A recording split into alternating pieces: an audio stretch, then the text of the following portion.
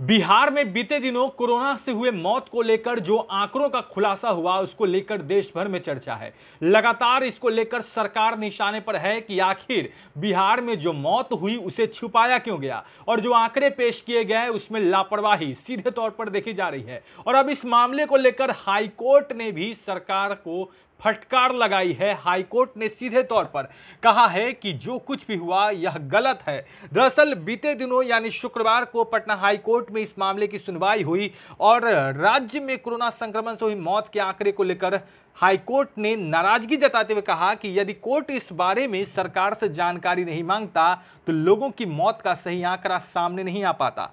High court ने सरकार को चेतावनी देते हुए कहा कि ऐसी गलती भविष्य में ना हो।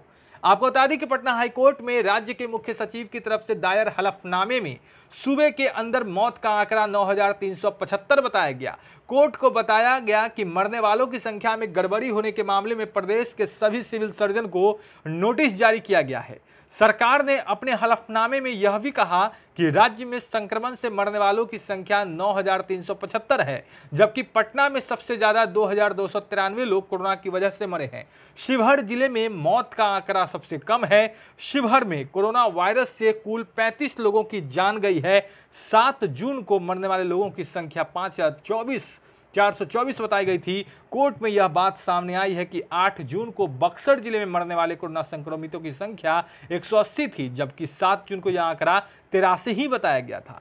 सरकार ने कहा कि इस मामले में सिविल सर्जन को नोटिस किया जाएगा और जो भी दोषी होंगे उन पर कार्रवाई की जाएगी। उधर कोरोना से मौत के गलत आंकड़ों को लेकर हाईकोर्ट ने राज्य सरकार को जमकर फटकार लगाई है। मुख्य सचिव के हलफनामे के बाद आईटी विभाग की तरफ से दायर हलफनामे में मरने वालों की संख्या कम बताए जाने को लेकर कोर्ट नाराज दिखा। राज्य सरकार के महाधिवक्ता ललित किशोर ने सरकार का बचाव करते हुए कोर्ट में बताया कि तकनीकी गड़बड़ी और पोर्टल अपडेट नहीं होने के कारण आंकड़ों में गड़बड़ी हो गई है। मौत के आंकड़े अचानक बढ़ने के मामले की जांच की जाएगी। महाधिवक्ता की दलील सुनने के बाद कोर्ट ने कहा कि भविष्य में ऐसी गलती ना करे, तो कोर्ट ने सीधे तौर पर सरकार को चेतावनी दे दी है कि इस तरह की लापरवाही ना करे और आश्चर्य भी व्यक्त किया है कि अगर हम नहीं पूछते तब तो ये आंकड़े सही आ ही नहीं पाते।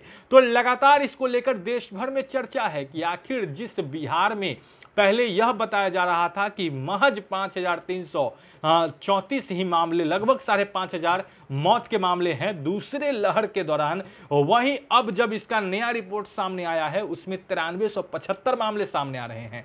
तो आखिर इतना ज्यादा कैसे बढ़ गया और ये लापरवाही कैसे हुई, आखिर क्यों छुपाया गया ये आंकड़े? हालांकि स्वास्थ्य विभाग की तरफ से जो कुछ भी बचाव में कहा गया है, बताया गया है कि ये वो आंकड़े हैं जो ग्रामीण क्षेत्र में मरे, ये वो आंकड़े हैं जो होम आइसोलेशन में थे, ये वो आंकड़े हैं जो शहर तक, अस्पताल तक नहीं पहुंच सके, रास्ते में ही दम तोड़ दिया। तो ये तमाम चीजें जो है वह बिहार सरकार की तरफ से बताई गई है, लेकिन इसको लेकर चर्चाएं तेज है कि आखिर आंकड़ों के साथ इतना बड़ा खिलवाड़ क्यों।